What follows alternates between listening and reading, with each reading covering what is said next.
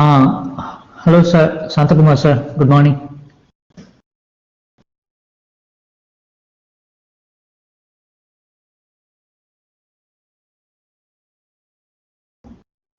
So you're muted.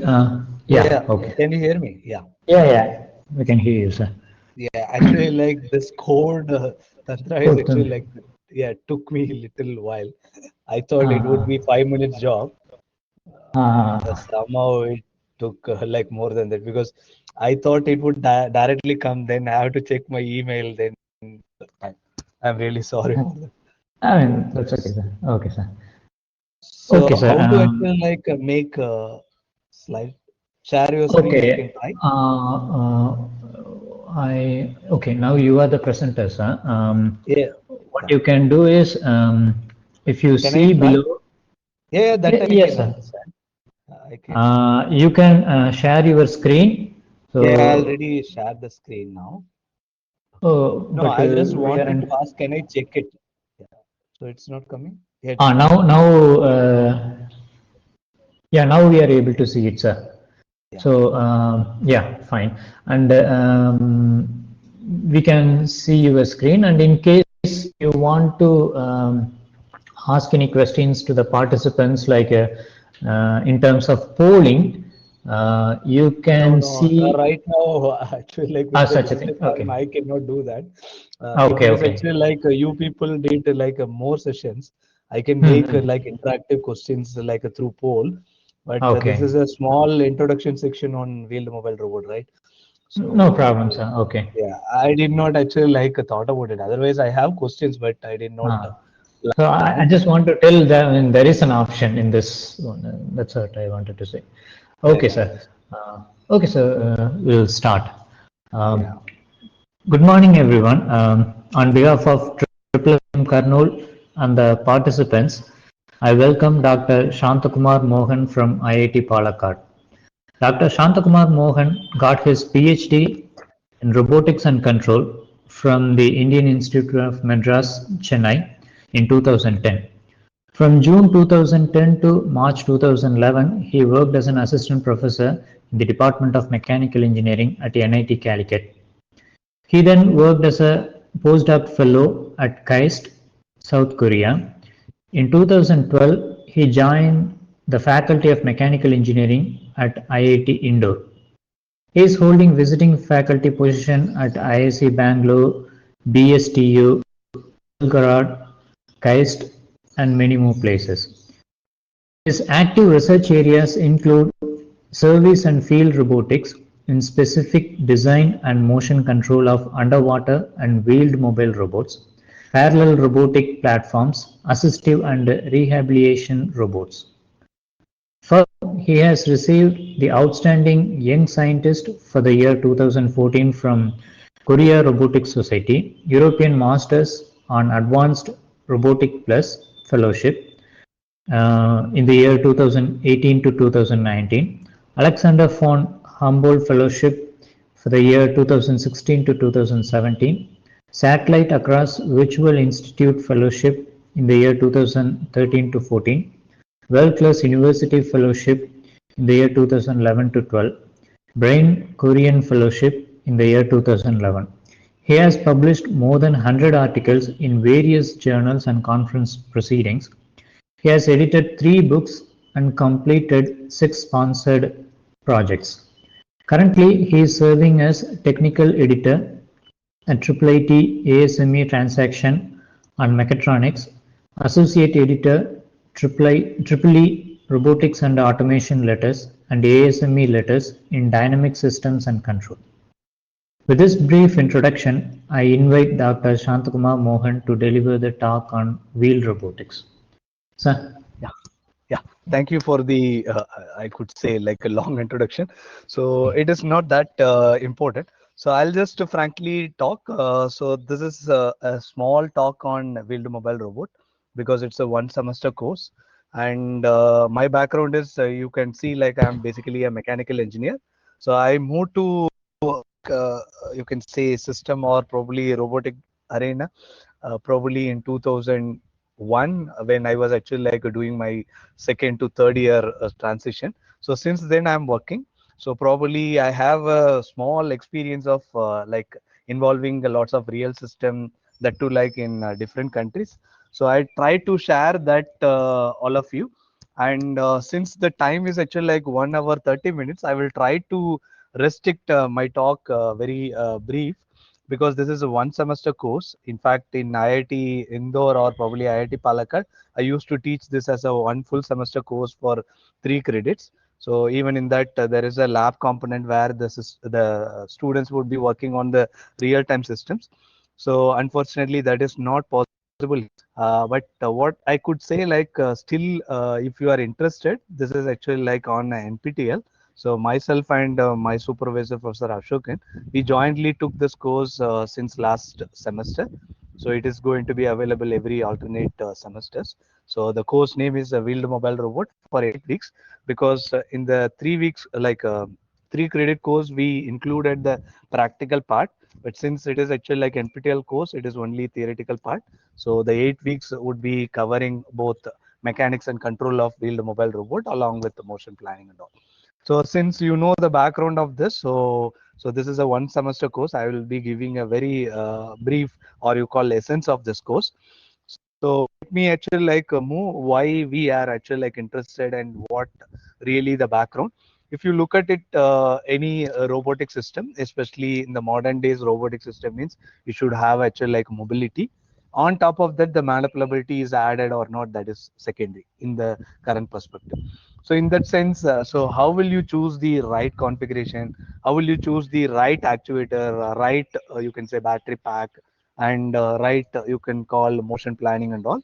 So in that sense, it is actually like a very vast, you can say broad, how or how, like you can say what way you will decide. These many questions will come.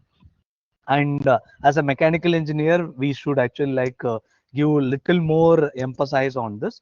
So in that sense, the mechanics, or you call the physics behind the mobile robot, should be known. So this particular short lecture would be focusing on very specific locomotive device, which we call wheel. So the wheeled mobile robot would be focused. So if we call wheeled mobile robot in general perspective, when you call normal days, or you can say normal scenario, you call mobile robot means it's a wheeled mobile robot. That is the idea. If it is a legged, then it would be, we call humanoid, or probably something like anthropomorphic mobile robot. So in the sense, generally in outside, people call mobile robot means it's a wheeled mobile robot. But since we are actually like coming across locomotion means, actually like it can come with several other means. So that's why this particular short video or short lecture, we focus on wheeled thing. So before going to talk this, so let me actually like introduce a bit on how we can actually like go across. So obviously, like I always put one of the easiest picture to demonstrate how. So probably the picture I took it from the internet. It is actually like slightly a odd picture where the ball size is very big and then it is looking odd. But what I want to actually like give, there are two scenarios can come. For example, the first scenario where the human is actually like lying down, and his foot, or you can say at top of the leg, he has a ball. So now whenever he actually like move his legs, or probably you can say like you can say energize his leg by moving some motion, so the ball will start actually like rolling its own. In the sense, what we are trying to do, we are actually like trying to change the ball location in different way. Okay, so whereas the other way around, where you can see the person is actually like standing on top of the ball. Okay, now he is actually like moving his leg the same way. So what happened, this ball start rolling. So because of that, the entire human being, if he is able to stable by that, so he will actually like get a mobility. So now based on that, we are actually like going to classify this. So for classifying this, the robot or robotic device, we are going to call as a effector. So what that means, so effector means is a robot or robotic device that has an effect on the environment. So now the environment actually like is any, you can call anything like right now. It can be a simple normal working environment, or you can say anything. But what happened, this effect on the environment can cause motion of the effector itself, or it can actually like cause the motion of the objects around. So now if the motions of the objects around if it, then it is actually like we are trying to manipulate the objects around. So this particular operation, what we call manipulation. The first picture, which is actually like manipulating the ball with the help of leg movement, right? Whereas the second one, the effect of, or you can say effect on the environment, causes motion of the effector itself. So then it is what we call one of the operation called locomotion. So the second picture is very clearly you can say debit that. So if the person is actually like standing on top of the ball and he is actually like you can say energized, or he produce a movement on his leg. So because of that, what happened? The ball start rolling. So because of that, so the entire you can say human body can actually like get a mobility. So that is the whole idea. So that is what we are going to use in this entire you can say 1.5 hour lecture. So we are going to classify the effector into two, but the effector is nothing but a robot or robotic device that has an effect on the environment. Now based on the effect on the environment, one is actually like what we call the operation called locomotion. So whatever the locomotion device or locomotive device, that is what we are going to call in robotic community a mobile robot. Whereas the other one is if the effect on the environment causes motion of the objects around, so then we call that is manipulator. Since we are talking about robot, it is called robotic manipulator. So these are the two difference. I hope now you are clear. So what is the locomotion and manipulation? Because most of the earlier days we focus more on manipulation because we try to focus on industrial automation, that too like fix the layout and all. So lots of manipulators were there. Then people slowly move further, and then we can see like autonomous or you can say automated locomotive devices required. Then it moved slowly to mobile robot. So that is the whole idea. So although mobile robot, what we are calling in the modern days, these all actually like attempt made probably 70s and 80s start getting mature. Even if you look at it, one of the popular book on you can say kinematic or kinematic modeling of a wheeled mobile robot. They will not say wheeled mobile robot, simply mobile robot. It was actually like launched 1986. Still, the same book is actually like very good even in the current you call literature. So that is the whole idea. So in the sense, you can see the locomotion is not so like that different. Only thing here we are going to focus more about other than this. So what that mean? So then before going to that, let me actually like ask one more question. So several of like may ask, okay, this effector is actually like a mechanical device, but the robot would be having a mechanical body and as well as the controller. So in that sense, the controller also can be called as a effector? No, certainly. So what the controller then it is playing? It is actually like playing a role to actually like make sure that the effector is actually like getting the desired effect. Okay. So in that sense, what we are actually like trying to see. So what exactly need to produce, or you can say what exactly it's supposed to get as a desired effect on the environment, that would be monitored or actually like energized or controlled. That is what the role of the general controller. So the name itself is actually like you can see controller, it is different. But here we are talking the mechanical part, or you can say the moving body or moving bodies. So that is what we are going to call as an effector, as a collective of that body. So in that sense, we will actually like move further. So you can actually like see there is a huge difference. Last probably 4 days, you would have seen lots of things in manipulator. So you know like what is manipulator, and in that what is the difference between serial and parallel. So all those classification you would have seen. But what one can see if you talk a manipulator, which is nothing but a fixed base. So in the sense, what happened? One end definitely would be fixed. So the other end would be, you can say mobile. So that is what you call end effector. That end effector would be connected with one serial chain or many. So if it is one, then it would be a open chain we call serial manipulator. If it is many, then it is called actually like parallel manipulator. But overall, what one can see, this manipulator would be constrained in the sense the entire workspace you can actually like you can make a confined space.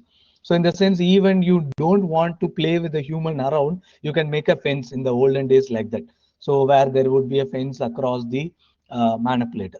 So in that sense, this manipulator is working on the constrained workspace.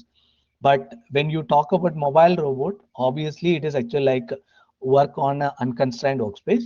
Further, what happened? It would be actually like unstructured and unconstrained environments.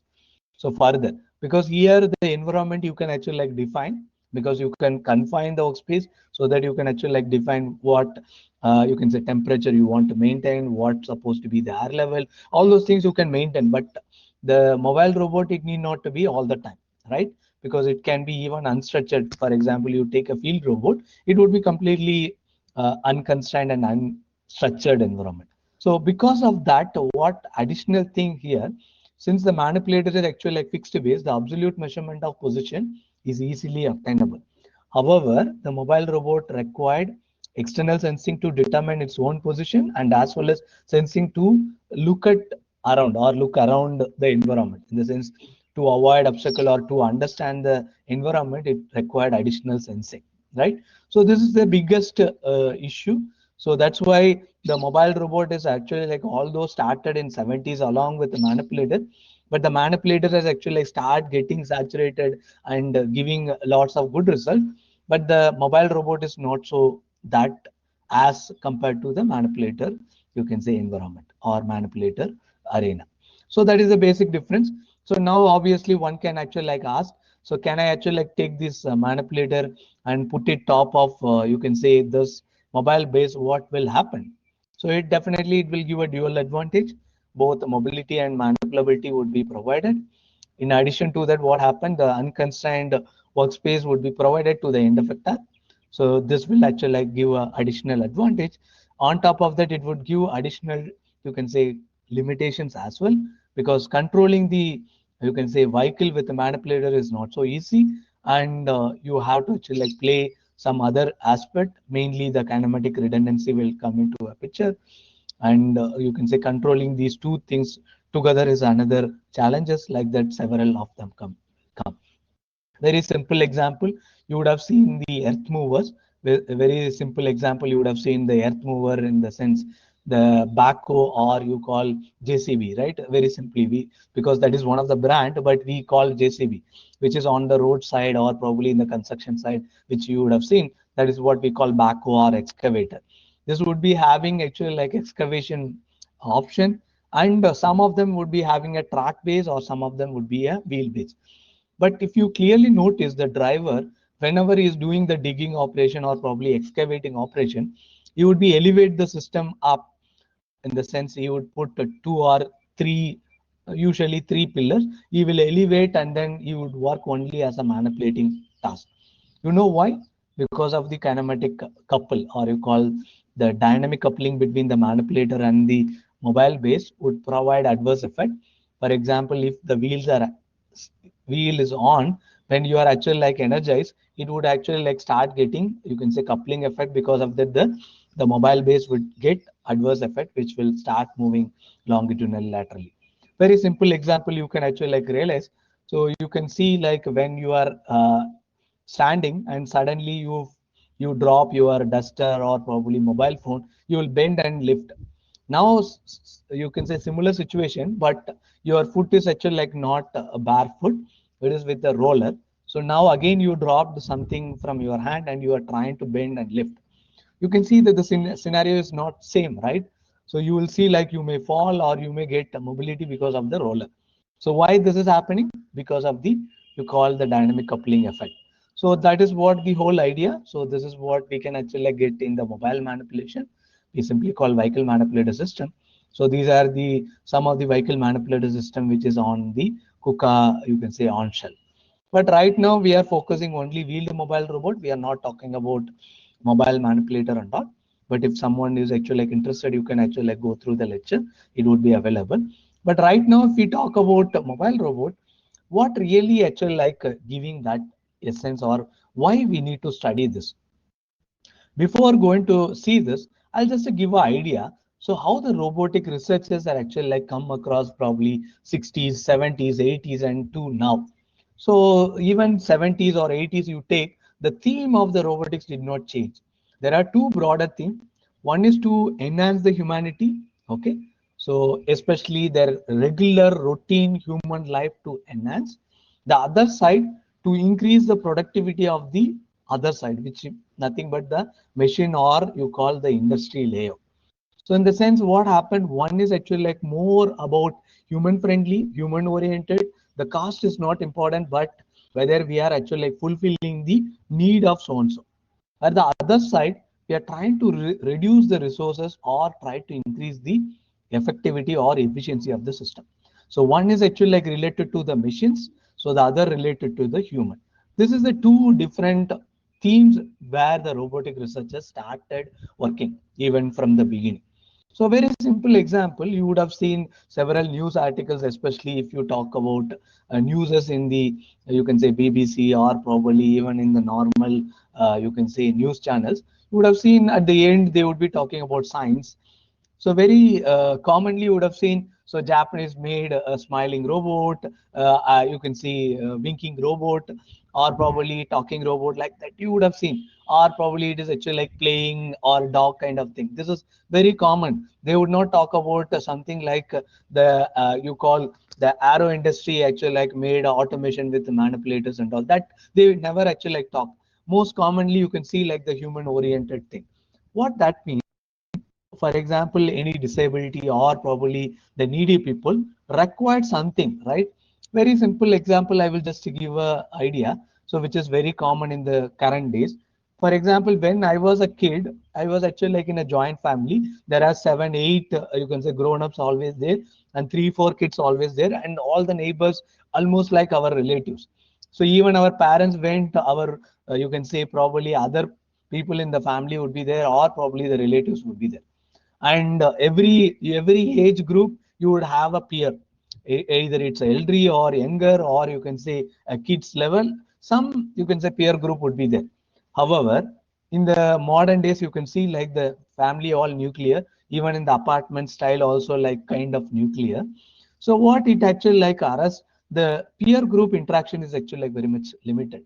So then people actually like started using something like a pet animal as the peer group. You would have seen several movies, or probably if you would have come across in the Western countries or not, when like around 10 or 11 o'clock, you can see the elderly people take their dog or cat and they go to a garden, and then they discuss or probably interact with their same group and come back. But this pet animal also like very much limited in the modern community, because most of the residential complex, what they actually like put a bar, so no pets allowed.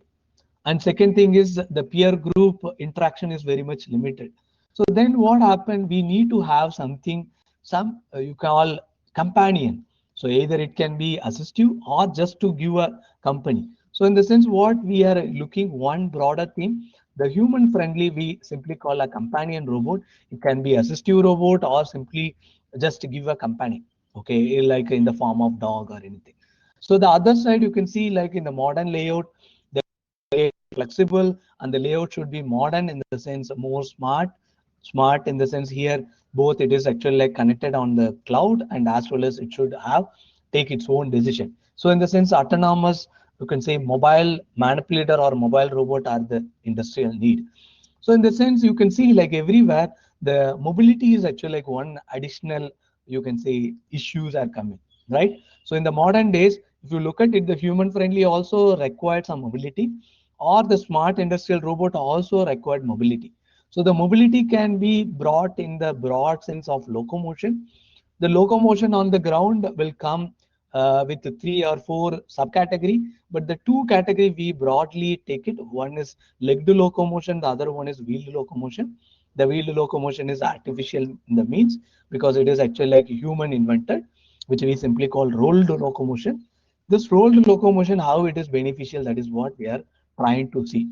But before seeing that, you all know like when and where to use robot. So I'm not actually like going across that. I'll just give what would be the current scenario. Current scenario is not restricted with only 3Ds or 4Ds. It went even up to 5Ds. What that means, so the dexterousness, we call the flexibility is added, and domestic, because we are actually like involving in the service sector, so the domestic also added. So the dull, dirty, dangerous is the conventional one. In addition to that, the current trend, which actually like when and use robot, if anything like a domestic application need to be automated, or you need to have a existing layout should be more flexible, you can definitely use it. So this is the whole idea behind the, you can say the modern, you can say evolution of the robotics. So right now we'll go with the mobile robot. So we can all know like mobile robot means nothing but an automatic machine that is capable of locomotion. Now, in that sense, what kind of locomotion you are thinking about? So in the sense, locomotion means the robot should have a capability to move around. So what kind of move around? So that we can actually like see it can move around with rolled locomotion or walking or flying or swimming. So the fly swim, which we broadly bring into a subcategory like aerial and marine robots.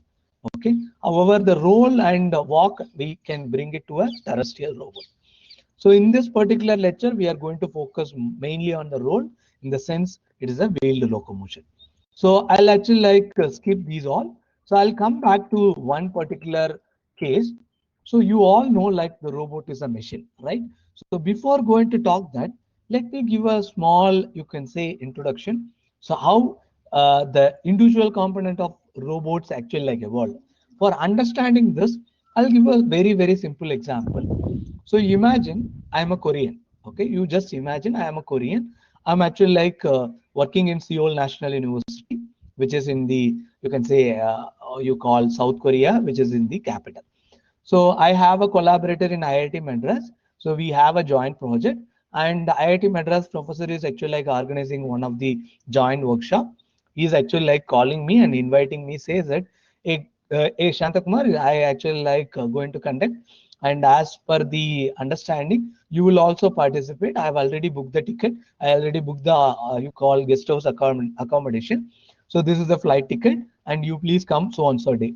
Okay. So, and I'm actually like probably a Asian. I have small conservative. I'm asking, so how can I reach? Don't worry, I have already booked the driver. So you will be having a placard. And however, for your benefit, I'm just sharing some of the, you can say, directions to reach, you can say IIT Madras.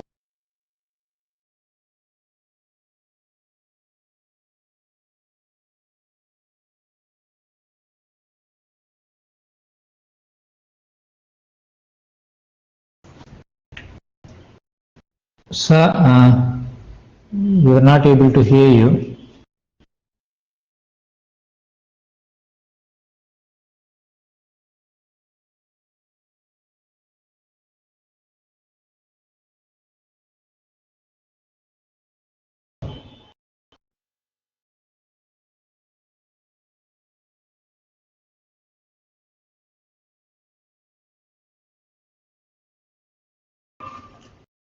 Uh, you're not muted, but still we are unable to hear you, sir.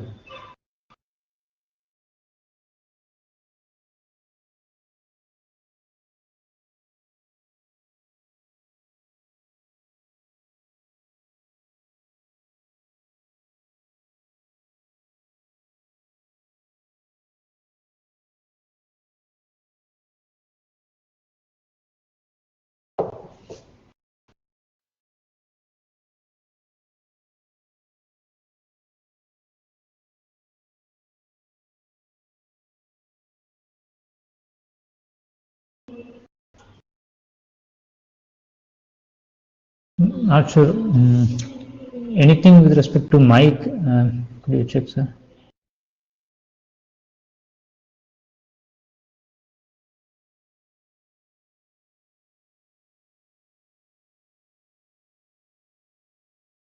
Maybe you could. Yeah.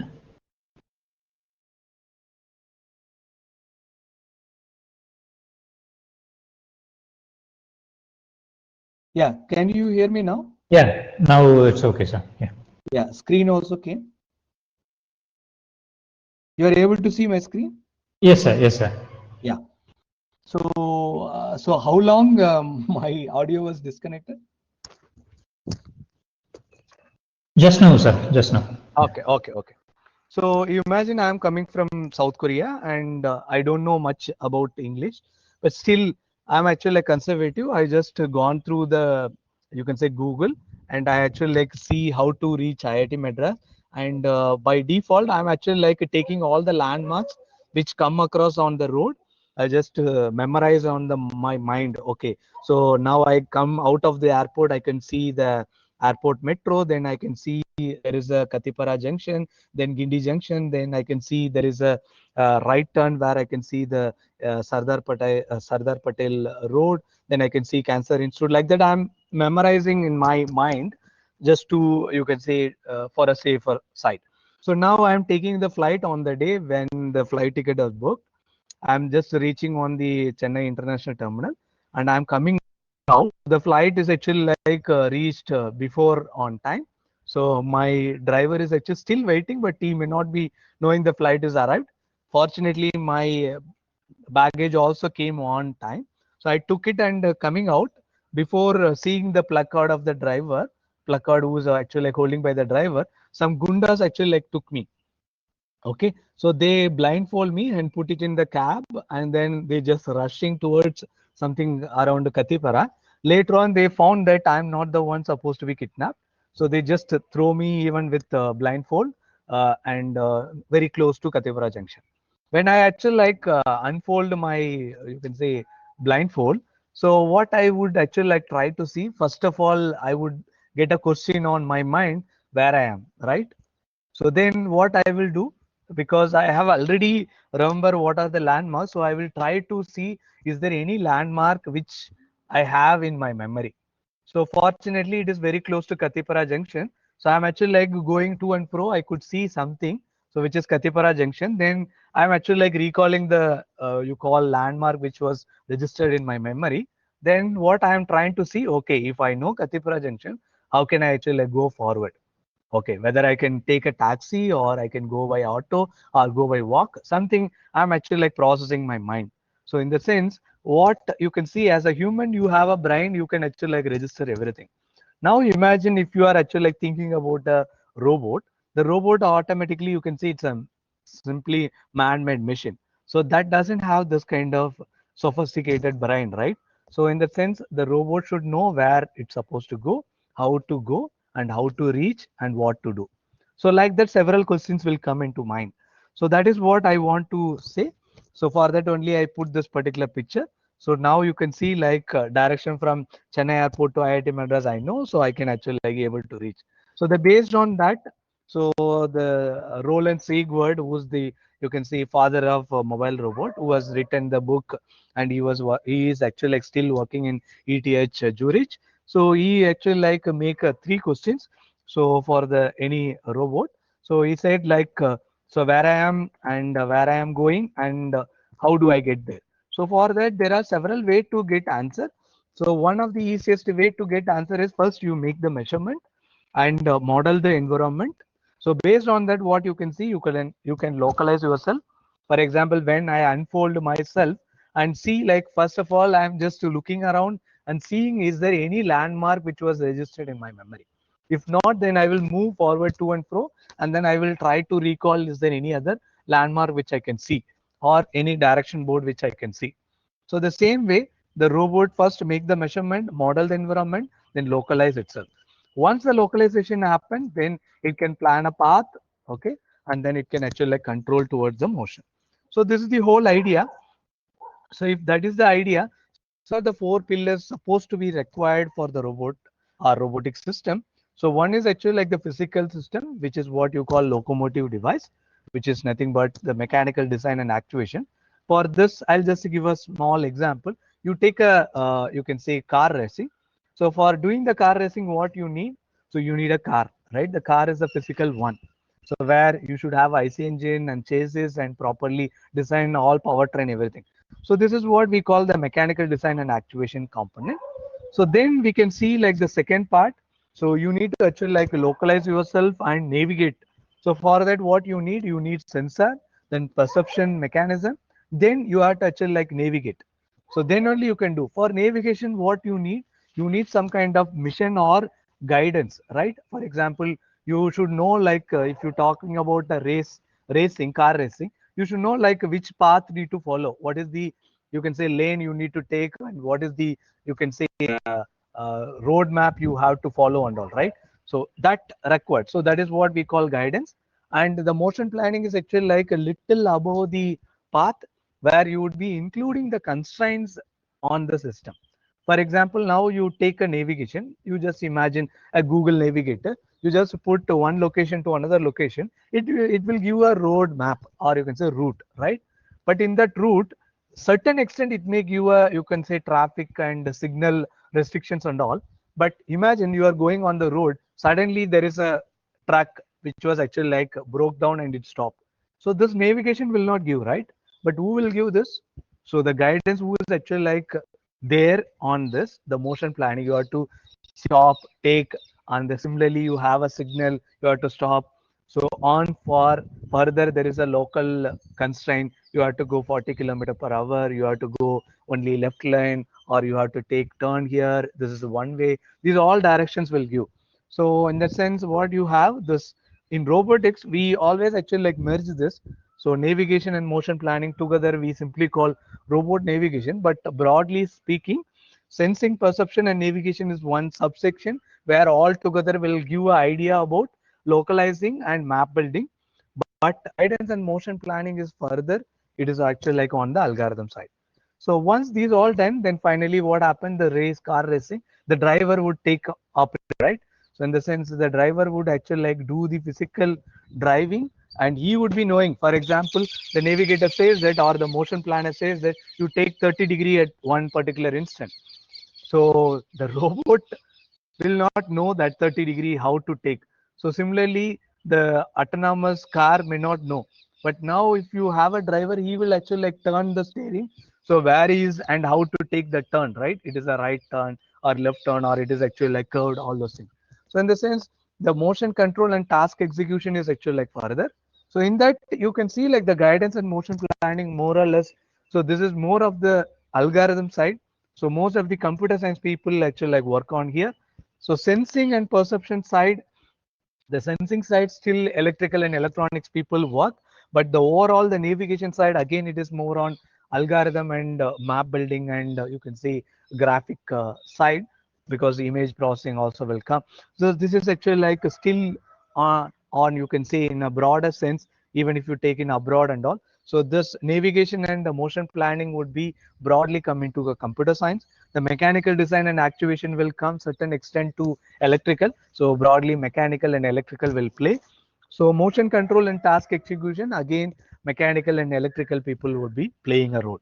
So these are the overall idea about the robot. So now we will actually like move forward how the mobile robot will have these all.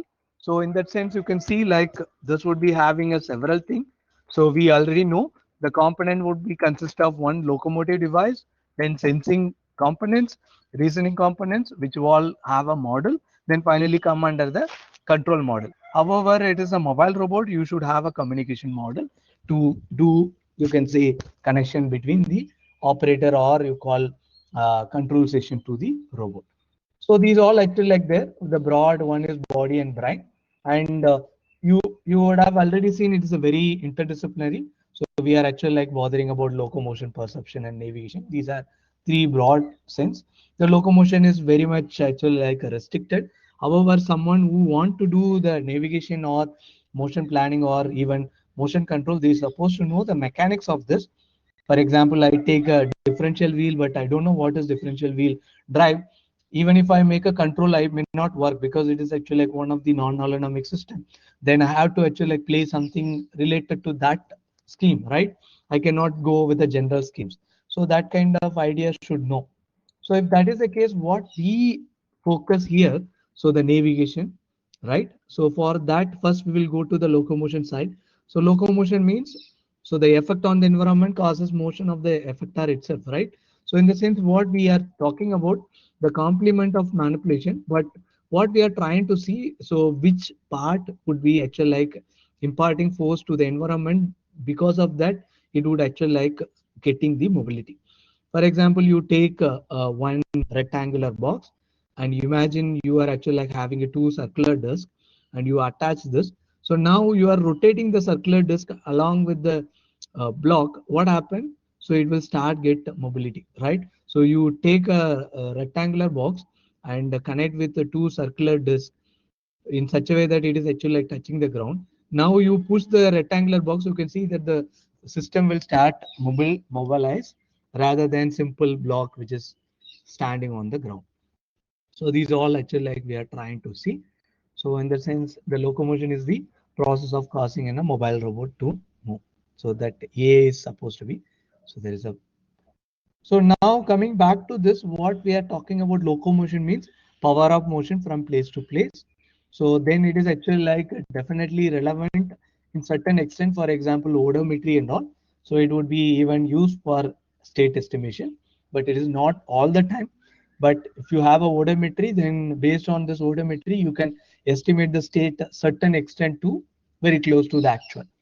Then it would be providing the mechanical motion of the body. That is what we are interested. So if that is the case, the large variety of you can say way to get the locomotion. I already said the nature inspired several form. So based on that, again you can classify the mobile robot. But here we are focusing on the land based. If you talk about land based, the nature inspired locomotion is actually like in four major category. So crawling, sliding, running, and jumping, which is the gait, but the gait is actually like slightly different than the walking. But we are mostly using on the artificial one, not the nature one. The nature one, which very common, is actually like one of the commonly used is the legged one. The other commonly used is the sliding. The sliding is actually like for especially the hyper redundant robot, especially the snake like robot. The crawling is actually like very common, for example pipeline inspection and all, so where it goes actually like a caterpillar kind of thing, which is the crawling one. But most commonly we use the legged and rolled. So the rolled is actually like the focus. When you talk about this, so we need to actually like talk about some of the issues. Based on that only you can choose. So in that sense, the key issue when you choose locomotion, there are three things you need to take it in your mind. So whether your system is stable and your contact is actually like a proper, and you are actually like choosing the locomotion or locomotive device according to the environment. So if that is the case, the stability always ensured based on the number of contacts and the you can say the mode of you call other things. If you are actually like taking only 2 point contact, but there is no gravity, then at certain extent it is like stable. Okay. So for example, if it is actually like no gravity acting, and even one wheel is sufficient. However, if you bring the gravity, then the number of contacts supposed to be for stable connection is 3, right? If it is a more than 3, then you have to provide some suspension mechanism to make sure that all the contact point is enabled on the ground. Further, if you talk about even the stability, if the terrain is actually like inclined and rough, so then is it actually still the system is stable. And similarly, if you talk about the legged system, the system is actually like statically and dynamically stable. Okay. For example, you take a small Segway type. Okay. So when you are actually like suddenly giving a motion, so you can see like it would be a jolting. It is because it is something like an inverted pendulum on a cart, right? So even you can take a auto rickshaw or probably a trolley. So trolley in the sense I'm talking about the machine workshop trolley. So now imagine the workshop trolley, the front end would be very heavy. So now suddenly stop, what happened? The trolley can topple. So in the sense you need to talk about the dynamic stability and static stability, everything. And similarly, the characteristic of contact also important. So whether your contact area is proper or the contact point is properly done, because the leg do locomotion is purely different. You can say dependent on this number of contact and the contact area, because the leg do robot is actually like always getting the force only the normal direction, right? So in the sense the reaction force only doing this operation. Whereas the rolled locomotion, the stability is ensured by the roll reaction. However, the rolling is actually like a get because of the frictional component, then the locomotion can be enabled. So that is what the whole idea.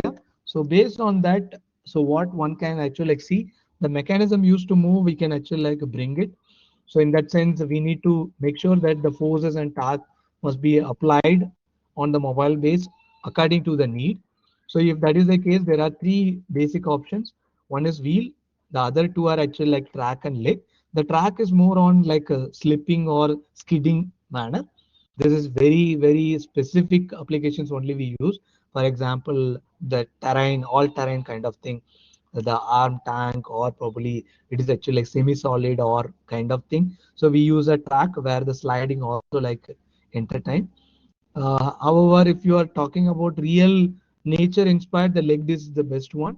But the legged one is actually like very expensive in terms of cost, and as well as the stability point, it is very complex. So then you can see the simplest and easy to realize, and you can say the intuition is actually like very straightforward is the wheeled configuration. So that is what we are actually like trying to do. But in the modern days, even we are thinking about combining this. So for example, whenever the flat surface comes, so we can go with the wheeled. Whenever there is a rough or probably terrain has come, then we can use the legged one. So this is very common in the modern days, which we call hybrid. Even in the hybrid, there are two mode. One is actually like simple wheel with the leg. The other one is actually like a foldable kind of thing. It is proper hybrid. So it is actually like change required. It fold, it make wheel, unfold. It would be like as actually like a leg. So like that, several combinations have come. But right now we are actually like focusing the wheel. So wheel is actually like very important. So because the wheel locomotion is actually like easy to implement, because most of the current you can see real-time environment all engineered, in the sense the flat surface is actually like properly given. So in the sense we can actually like ensure, so if we reduce the rolling friction, then we can actually like emphasize. So here I usually ask one question on the classes. So you would have noticed most of the Western country, especially Western in the sense developed countries. So during the peak hours, they play trams, okay, which is actually like on the railroad, but it is actually like on the normal road. You can see there is a path which would be created for the rail, and it would be carry 3 or 4 wagons, which would be easily accommodate 6 to 7 buses at a time. Whereas the off, you can say office time, probably the mid or evening, late evenings, you can see that the same route people used to operate buses. You know why there is a difference that way? So it is basically based on the locomotion. If you take about the tram, so although it goes a very slow pace, but it can accommodate more people with less energy. Okay. However, the bus, for example, 50 passenger, whatever the energy is consuming. So if you take probably 2 times of that, it can carry probably easily 200 to 300 passengers, the tram. So that's why this. So that is what I want to show here. The railway is ideally engineered because the rolling friction is so minimum. In that sense, you can actually easily mobilize. So that is the basic idea. That's why in the Western countries and all, during the peak hours, the tram will operate.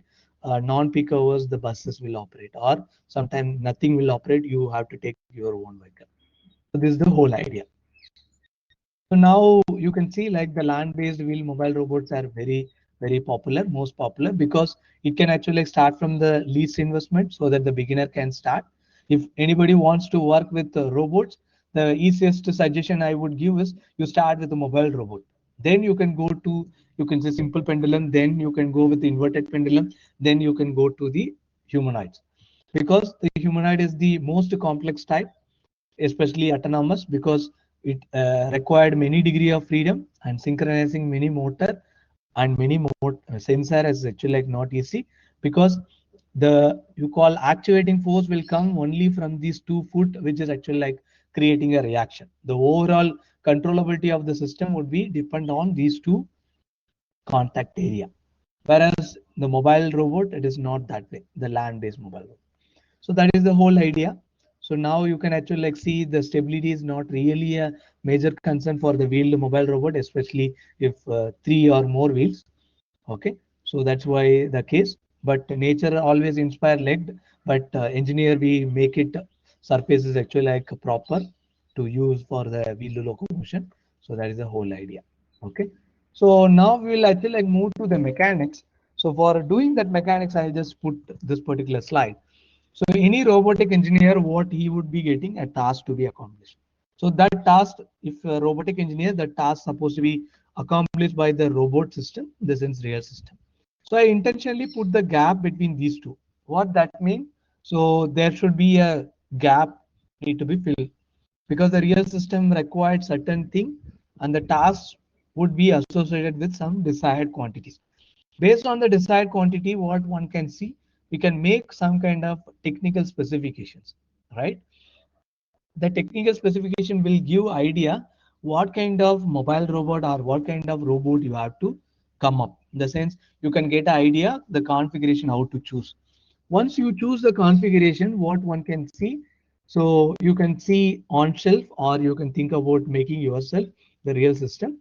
So in that sense, the real system required three things. You have to choose proper mechanical locomotion system if you talk about mobile robot. Otherwise, simply you can say mechanical hull and system. The selection should be, or design should be. The other two things is actually like you have to properly choose your actuator and power pack, and you have to properly select the sensor accordingly. So in the sense, what you can see in the real system side, selection of mechanical system, selection of actuators and sensor are the two broad things. So now you have to bridge the selection of configuration to these two. So what area would be fulfilling? So obviously the mechanics. So that is what we are going to call as a system dynamics. The system dynamics will give an idea between the configuration to the selection. So that is what we are focusing in this particular short lecture. So you all know, like, the system dynamics is actually like broadly classified into two, but we will see the first one here. So before going to see this, why we need this mathematical representation of the system. So one easy, you can understand the system better and you can design the mechanical system better. Even the design can be extended for the control and navigation system. And wherever there is a missing information, you can predict. So in the sense, what you can see, like you can understand the behavior of the system and design the mechanical system to design the suitable motion controller navigation system and adjust their performance according to the mathematical model which we derive. And the same model can be used the unknown, or probably the, you can say, or you can say non estimated parameter can be estimated here somehow extent. Okay, so these are all the cases we can use for predict or estimate or design or understand. So based on that, what one can see, the broad physics, or you can say mechanics, come into two cases. One is statics and dynamics. The dynamics further classified because dynamics means actually like system in motion. So now the motion is actually like a further, we can understand in two ways. We can actually like understand where the study of motion without considering who's causing the motion. In the sense, we are not considering the forces and efforts that affect the motion. In the sense, you are not bothering about the inertia or the forces or the moments which were creating this motion. So then that is called kinematics. The kinetics is nothing but with considering these all. So however, in robot or mechanical system, we simply call dynamics. So what that means, because this study of motion which involve both kinematic cases, then only you can actually like map the kinetics. So that's why we are generally calling it as dynamics rather than calling kinetics separately. So in the sense, what it really does, so it is actually going to give a geometrical relationship that govern the overall system. In the sense, you can actually like predict the, you can say, relation between the system states to the controllable parameters. So that too, like you can write it in terms of state space. In the sense, you can actually like easily play a role, whether you can actually like give a known input, see how the system behave, or you can actually like see for predefined or desired manner of motion, how we can actually like provide the control input. So in that sense, we have very easiest way. Let us actually like go further. For any description, you need actually like number of variable to describe, right? For very simple example, I always actually like give a blind example. For example, like you come across some of the faculty who come from IIT Indore. Okay, so unfortunately you forget my name and you want to actually like recall, oh, I have attended one lecture from so and so person from, you can see, former faculty of IIT Indore, and can you actually like you tell me like you know how about him. Okay, so for that, can you tell his name? Unfortunately, you don't know my name, so you are saying that he's working in IIT Palakkad. Then there are 3 or 4 faculties that actually like come from IIT Indore who is working in IIT Palakkad. It's very difficult. Then you are saying that he's actually like working in robotics and he actually like left the IIT Indore. Then you can see like there are several people working in IIT, they left with the robotics background. then you are actually like saying that the one who is actually like did some studies in Germany and he worked in Korea and all. Then again you can see like at least 2 or 3 people would be having a common similarity. So further you are actually like adding probably like one additional input. Okay, he is currently collaborating with so and so. So somehow he is actually like able to recognize. Till he is able to recognize, you are giving a description about me one and one. Okay. So now, so if you take the minimum number of description to, you can say identify me. So that is what the general idea called the degree of freedom. Since it's a motion system, okay. So the minimum number of variable to describe that motion, that is what you call degree of freedom. If you take a simple pendulum, a simple pendulum actually like although it is moving in a single plane, but you can see like one input is sufficient to describe the entire nature of the system, right? So then it is 1D of system. Now you take probably a small block which is putting on the table. So now the block motion can be described with respect to the flat table. You need actually like two translation, one rotation, right? In the sense you need three variable to describe. So these are actually like what you call degree of freedom. Since the land based, we are playing with the two dimensional because it's in a single plane. So then it is a two translation and one orientation is the degree. Then if you talk about the spatial system like aerial, space, underwater and all, three translation and three orientations are required script, then it is the degree of freedom is 6. So now based on that, we are actually like trying to relate some relation. So what we are interested, we are trying to bring the governing equation, right? Especially in a kinematic level. So if you talk about the manipulator, it is easy to derive the governing equation even in the you can say positional or you call geometrical model. But mobile robot is geometrical model is not clearly defined because it is actually like moving system and you need to play something else. So there only we are playing the mobile robot kinematics. So here again you can use DH parameter which you have actually like fine. But I would be going with a simple classical mechanics which we call rigid body dynamic approach.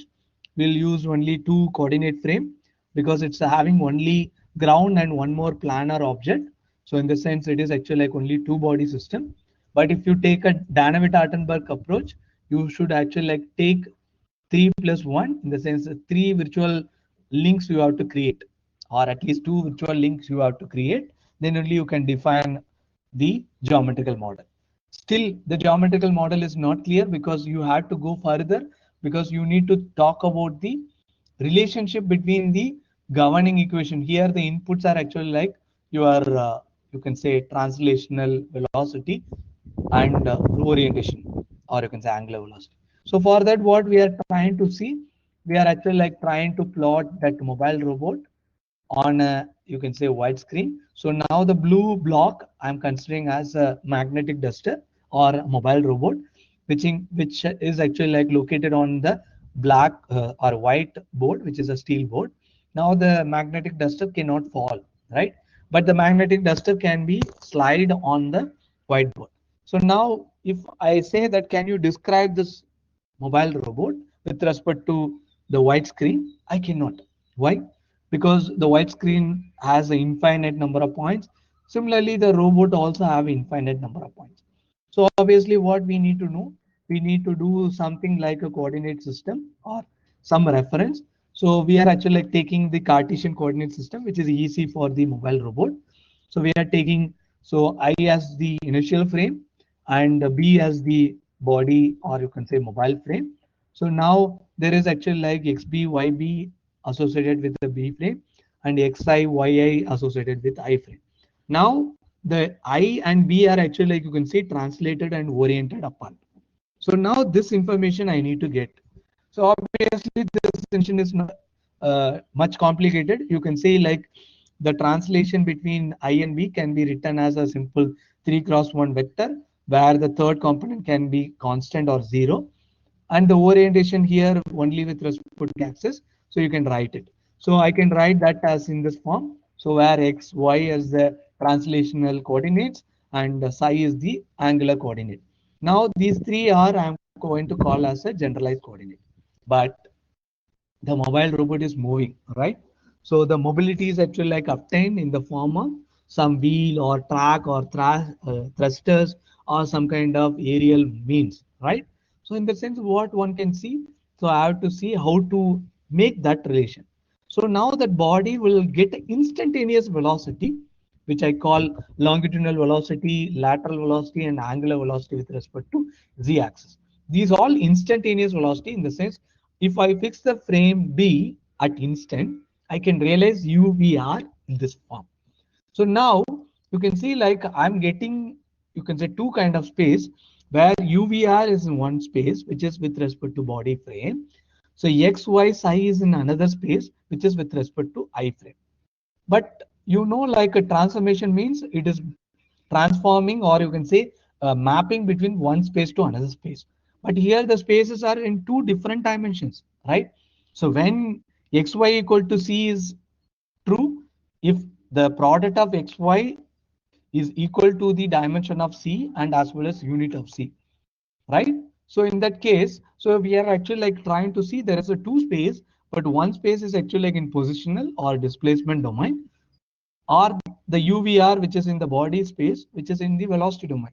Either you have to actually like bring down the velocity to the positional domain, or you have to elevate the XY psi into velocity domain. So one is actually like easy. The you can say bringing down velocity to position is not easy because the instantaneous velocity cannot be given instantaneous position, right? So then what one can see, you can the generalized coordinate time derivative, then I can map. So in the sense what I'm trying to map, so I'm trying to map the B frame velocity, I'm trying to project to, you can say I frame, then I'm equating to the derivative of the generalized coordinate. In the sense x dot, y dot and psi dot, I'm going to get the relation with respect to u, v, r. So for that what one can do, the u I can project into frame. So in that sense, u cos psi and u sin psi would be come in x and y I frame. But what one can see, similarly, the v also can be projected. But what one can see, the product, or you can say not product, I suppose to say, the vector addition of the y component supposed to be equal to y dot. Okay, the vector addition of the x component would be supposed to be equal to the, you can say, generalized velocity along x-axis. So in the sense, x dot supposed to be vector addition of u cos psi and v sin psi. So this is what the vector addition. So in the sense, this is what equal to x dot. Similarly, the vector addition of u sin psi and v cos psi would be the y dot. And unfortunate that the zi and zb are parallel. So psi dot is directly we can write as r. So now these are the three things. So now if you rewrite this in the form of matrix, so what one can see, this is the velocity input, which is what we call the instantaneous velocity with respect to body frame. And this is the time derivative of generalized coordinate with respect to I frame. So now we have map between these two. So this mapping is what we call the kinematic relation.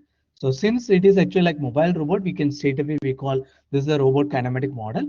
But strictly speaking, it's a differential kinematics. So now this transformation matrix. So since it is in a velocity domain, you know what Jacobi has done. So vector derivative with respect to another vector can be done with the partial derivatives. So that is what he has done. So this is what we call that you can say the matrix operative, which is what we call Jacobian matrix. Okay. So now this is what we are actually like going to call as a robot kinematic model, where eta dot has actually like I written as a vector of x dot, y dot, psi dot, and zeta is actually like UVR. So now J of psi would be giving the Jacobian matrix. So now this is the relationship. Okay. So now based on this, what one can see, so how you have done in the manipulator study, the forward kinematics and inverse kinematics. The same way here we do the forward differential kinematics and inverse differential kinematics. So what one can see, if you know input commands, in the sense, if you know UVR, you can try to find out what is x dot, y dot, psi dot, and then you can numerically integrate what would be x, y, psi. This is what you call forward differential kinematics. For given velocity input command, finding the derivative of generalized coordinate in the other way around, finding the system motion, this is what you call the forward differential kinematics. This is more or less look like you take a mobile robot, connect the motor and give the velocity of the each motor, then you are seeing that motion of the robot, right? So this is what the case. So in the sense it is analyzing the system or simulating the system in velocity level. The same thing which we go the vice versa, where for given derivative of generalized coordinate, can we find the, you can say, velocity input command. So this is what we call inverse differential kinematics. So where it is more like a J inverse. So in the sense it is actually like inverse differential kinematics. It is more like you are trying to control the system in a predefined manner. So then it is called controlling the system. But the controlling is not straightforward equivalent because it's a open loop. We call it a feed forward control or open loop control, but this is, we can still call as a controlling the system in velocity. So this is what the whole idea about the mobile robot kinematics. Will go further. So what further, you know this zeta, what you call the zeta, so which is actually like velocity input command. This velocity input command is actually like coming by the help of either wheels or track or leg or probably thrusters or anything else. Since it is a wheeled configuration, so then the zeta can be written in the form of wheel angular velocities, right? So then we have to bring one another word. So what we call degree of maneuverability. So how you talk about the degree of manipulability in the case of manipulator? Very simple example. You take a spatial robot. What would be the degree of freedom? The degree of freedom is actually like 6, but you would have talked in more colloquial way. The degree of freedom for a serial manipulator is the number of active joints, but that is not correct. The number of active joints supposed to be called as the degree of maneuverability. What that means? So these 6 variable can be obtained with the help of these inputs. So the number of controllable input, what you call in manipulator called degree of maneuverability. The similar way, the degree of maneuverability is the degree of controllable input. Now this degree of controllable input is depends on, so how the nature of the controllability. Okay. So whether it is actually like directly energizing or you can say obtaining the velocity, in the sense the wheel velocity, or this velocity is actually like indirectly adjusting where the steering. So in the sense, the degree of maneuverability is still, the degree is nothing but the number of controllable input, but the number of controllable input is actually like based on degree of, you can say, number of mobility and steerability. So that is what we are actually like trying to see. So in the sense of what we can see, so some of them are actually like directly manipulate, in the sense the degree of mobility means the wheel directly energizing, that is what you call mobility. The steerability is actually like indirectly manipulating, the changing the steering configuration. So that is what degree of steerability. But very simple word, you can say the total number of controllable inputs are the degree of maneuverability. Then people always misinterpret the non-holonomic, and holonomic would be misinterpreted based on the number of degree of maneuverability. If the degree of maneuverability is 3 or more than 3, it does not guarantee that the system would be achievable in all 3 states. Why? For example, you take 4-wheel drive, which is actually like a conventional car or jeep, still the lateral motion is not possible directly, right? So in the sense, although you have the controllable input, you have 4 independent motors, okay, but you don't have actually like the controllability along the y-axis. So then what you can say, it is non-holonomic. The non-holonomic in physics, what we call, if any state is non-integrable form, then we can actually call that particular system is non-holonomic in that case. So what that means, for example, you write u, v, r, for example, v equal to 0. So it is non-integrable form. Why? So integral of v is actually giving a constant, but even you take initial condition, the constant cannot be defined properly, right? So that's why we call it as non-integrable form. So now in that case, so what one can see, we can actually try to write non-integrable form, then that particular system called non-holonomic. But holonomic means it can achieve all the states. For example, you take a mobile robot, longitudinal, lateral, and you can say rotation about Z axis, all can be achieved independently. That is the case. So now I hope you are clear. So the degree of maneuverability always depend on the kinematic configuration and actuator arrangement, but the very simple number of actuators, that is what the degree of maneuverability depends. Okay. So now we will actually like go further and further. Just to give this idea, the zeta can be written further based on the angular velocity of the wheels. So if that is the case, what happened? The zeta can be again write in the another space, because zeta is the velocity of input commands, that can be written in another space of the angular velocities of the individual wheels. Then we can write another big matrix called W, which is what we call wheel configuration matrix. Now the wheel configuration matrix rank is full, then you can say the system is holonomic. If the rank of the W is actually like not full rank, so then it is called non-holonomic system. Okay, so this is the easiest one I could say, because the W can be a rectangular, then the full rank would be, in this case it's a land base, so it's 3. If the rank is 3, then you can actually like make it, the system is holonomic. Okay, so now the holonomic or non-holonomic is the types of wheel. So the types of wheel broadly classify into conventional and non-conventional. Even the non-conventional further classify, but the general, the wheel is actually like further classified into solid and inflated. The inflated is more or less come under the same class of conventional. That's why I'm not going to talk that. The conventional wheel would be a fixed wheel or rotatable caster. Okay, or it can be a non-conventional. It can be straightforward with passive roller. The passive roller is actually like perpendicular to the wheel of axis. This is what we call omnidirectional wheel. If it is actually like inclined, then it is called magnum wheel. These two are all called Swedish because it's a Switzerland-based company initially brought it. So, but we broadly bring it to a magnum and omnidirectional wheels. Okay, so these are the subclasses, and based on this type of wheel, the configuration is actually getting changed, and the degree of maneuverability also like depends. And this is the notation which we used to follow. The fixed wheel can be drawn as a small patch, or it can be a rectangular box. And the rotatable can be shown with one another circle either in the center or the corner. Again, if it is a simple caster, it can be a ball caster. So that's why simple circle means a caster. And omni wheel means the passive roller, which is in a blue color, which would be perpendicular to the wheel of axis. Or if it is a magnum, it is inclined. Okay. The same way you can actually like see now the degree of maneuverability here is the mobility is 2 and there is no steerability, so 0. So 2 plus 0 equal to 2. So that is what the degree of maneuverability. Similarly, you can see here. So the degree of steerability is 1, degree of mobility is again 1, because 2 green patch says that it is a passive wheel. So there is no power. So there are 2 controllable input.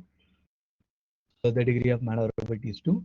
So here there are 3 controllable input, not the passive roller. The wheel hubs are actually connected with the motor. So the degree of mobility is 3. So the steerability is 0. So then maneuverability is 3. So here again the degree of mobility is 4. Okay. So then you can see it is an independent steerable powered wheel. So you can see 2 steerability and 2 powered wheel and 4 passive casters. That is not at all coming into a picture. So in the sense 2 plus 2 equal to 4. Okay, so like that you can go across further and further. So these all actually like different configurations which we come across. So now based on that, I already said we have seen the holonomic and non-holonomic. So I just want to show something. I hope you are able to see the screen. So yeah, so now we are talking about the holonomic. So you can see like this is one of the omnidirectional wheel where there are 3 omni directional wheels. It can actually, like you can see, independently move in any 2 direction, and as well as it can rotate. So this is with the 3 omni wheels. So now the similar way you can actually like see this is a 4 magnum wheel. It can go longitudinal, lateral, and it can rotate in any direction independently. So this is what we call a four-wheel Magnum wheelbase. And this is actually like one special class. I supposed to say it's a special class where there are three wheels or more, but it is a kind of synchro drive where there are only two motors, but these two motors are actually like work only one at a time, where all three power actually like would be connected one motor, and all the wheel rotation would be connected with one. So in the sense, whenever you want to move in any direction, the wheels would be aligned in that direction and then power would be generated. It is called synchro drive. Okay, it is very simple example when you can say drag your chair, the rollable chair, wheelchair, it would come along with that. This is one of the simple example for synchro drive. And further you can see like this is you can see like four independent wheel steering base. Okay, it is having 8 inputs, so it can actually like move in any direction. So for simplicity, I have shown another one which is in the off terrain, in the sense it's a terrain, so off field. So it is, you can see like it is four steering and as well as powered wheel, the sense 8 input. It can go any direction and it can rotate independently, so it is not involved any complications. However, if you come across the non-autonomic, where the rank of the W matrix is less than 3, so in that case, you can see it's a four-wheel drive, but all four are actually like parallel to the x-axis. In the sense, it is actually like going to give a kind of a double differential, which we call skid steering. So why? Because it is skidding. It is actually like a give faster, you can say rotation, or you can say steering. That is what you call actually like skid steering. Okay, so this is actually like another one which is actually like a tricycle where one steering and one powered. So you can actually like see it is actually like not achievable in the lateral direction independently. So this is what we call tricycle wheel. And this is actually like unicycle where one spherical wheel or one, you can say, rotatable wheel can be achieved. It can go any direction provided the stability of the entire system is ensured. It's we call unicycle. And this is a differential wheel where the two wheels are independently controllable.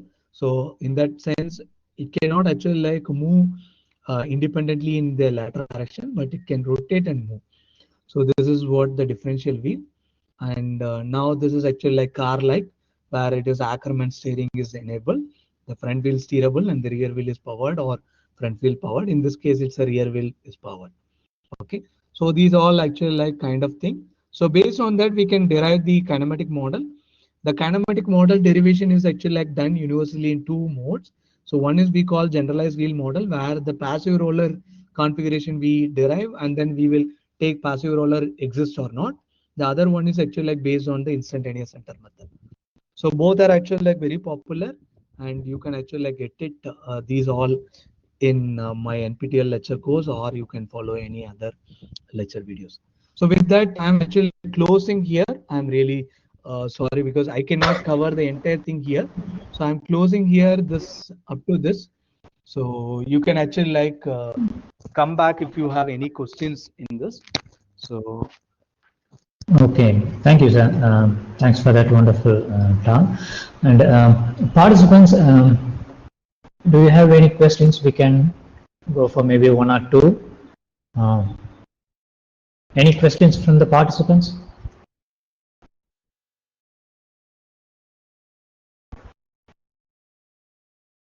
So there's one question from Dr. Manish. So Yes. is there any specific material which can be used in wheel robots to reduce the friction other than rubber? So that's his question. Yeah, there are actually like several. That is a dedicated course. So in fact, I used to work on vehicle dynamics specifically on tire side. So there are several, but it depends on where to use and when to use. For example, when you are working on a normal terrain, so one of the easiest one is actually you can go with a rubber tire, inflated one. But the same thing cannot be used in the normal environment. For example, military operations and all, because the you can say even you go with a tubeless tire, still the puncturing is actually like you can say vulnerable. So we'll go with solid rubber. Similar way, substitution of rubber, there are several things have come. Even plastic based, some kind of polymers. There are several you can say brought even metal based tires, not tires, you can say metal based wheels all came with a smooth surface. But what one can see, so when you talk about the wheeled locomotion, the locomotion purely depends on the traction. The traction is achieved by the you can say friction, the rolling friction. So in order to energize the rolling friction, you should have some kind of friction. For example, now I take a plastic wheel and put it in a marble surface, the traction would not be a proper one. You can see that the wheel would be slipping on the same instant. So these all can happen. So that's why, so it is not a single answer. So it depends on where and when to use. So we can choose the material. There are several alternate materials are available. For this, I usually ask one question to the classes. So you would have seen the racing. There is a cycle race and another one is car race. You can see the nature of the tire is completely different. When you take a cycle race, the cycle tire would be very thin like a disc, because the human is actually like energizing the system, where the effort should be very minimum.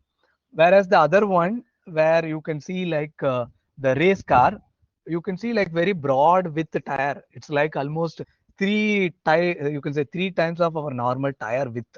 So why that width is required? Because you need gripping and as well as traction to be required. So that is the case. So in that sense, you cannot actually like take the generalized material or generalized case. It is dedicated to the customized case. We can choose appropriate material and appropriate, you can say, size and width, everything. So it's a very broad category. So I could actually like see that very common. I hope I've answered Mani Prakash. I hope I've answered relatively, but you can like go across, you can actually like find it. I just want to show. I hope you are able to see my screen. I'm just trying to see. I think my computer is running.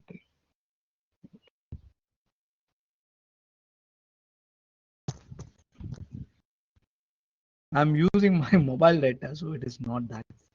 So there are two courses which I'm taking in NPTEL. So one is actually like you can say robot manipulator course. So the other one is actually like mobile robot. So both are actually like available as a 8 weeks course, because the regular semester course I usually include practical component. That's why it's supposed to be a 12-week course, but in NPTEL it is a 8 weeks course. So you can actually like find the link in these 2 pages. So you can actually like, if you are interested, you can go through this. These are free and need not to be enrolled all the time. You can just enable and then you can actually like find the videos in the NPTEL pages. Because I covered only a bit, probably 1 or 2 lecture combined, but there are actually like 42, 45 lectures are there. So you can get more clarity, and even the control part, motion planning part, all you can cover it. So Mani Prakash, is it fine? Sorry, Ravinder.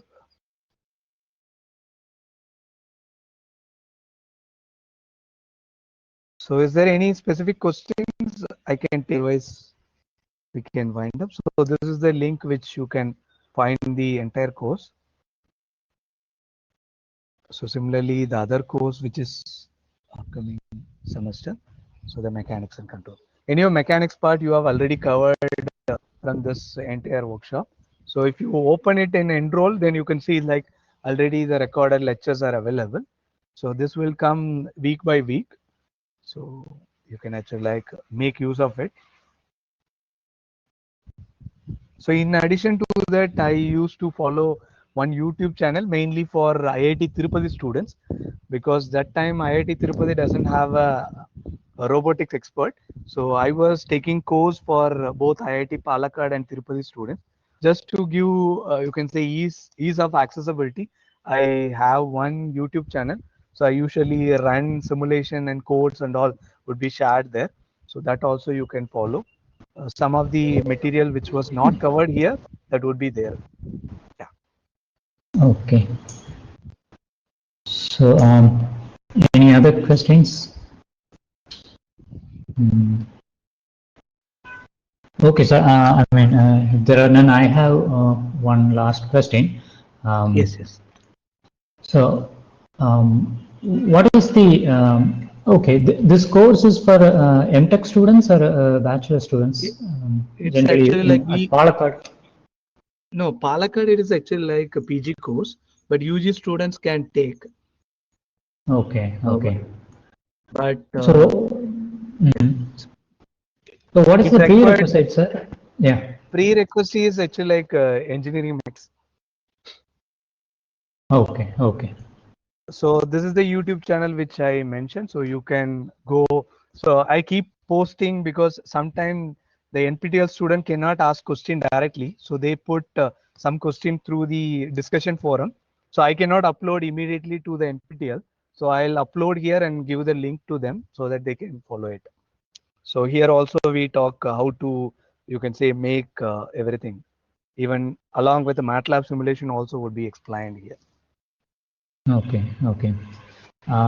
So, and also this time you were giving an NPTEL course on manipulators. Could Yes, you yes. say a word or two on that, sir?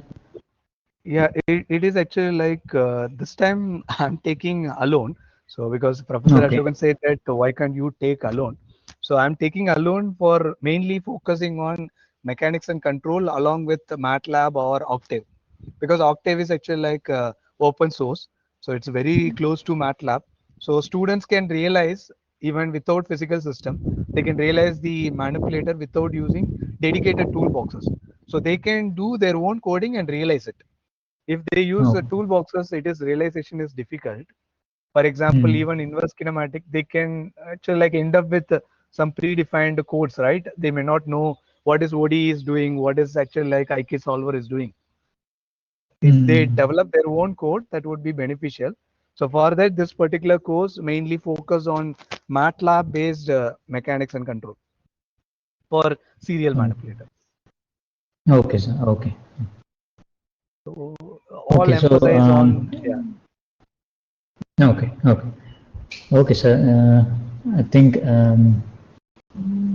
I guess there are no questions from participants. So, once again, thank you, sir. Thank you very much for this wonderful Yeah, presentation. thank you. Yeah. Probably my talk might be monotonous because I was actually like one side talk. Because in online we cannot do it. If it is a in-person tutorial or probably like the short-term course, it would be more user interactive mode, right? So we would have actually like shared more information. Anyway, if you have any specific questions or you want to actually like get connected, so you can connect through the course coordinator or you can directly write email to me. So we can always actually like open to interaction. Okay. So with that, Okay. Dan, thank you for giving this opportunity and patientable attention. So thank you and see you then. Bye. Take care. Bye bye. Thank you, sir. Thank you. Yeah.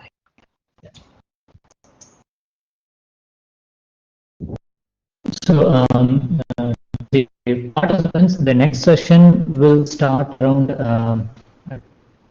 12:15. Let's start uh, session which is on trajectory planning. We will start at 12:15 and we'll do it. And the session at we will have a session on artificial network by Dr. J.